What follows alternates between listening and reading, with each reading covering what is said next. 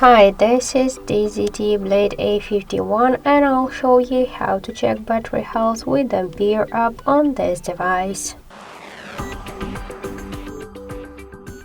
So first open the Play Store application and in the search bar we should enter the Ampere. And now we should get this application, so tap the install button and wait a couple of seconds.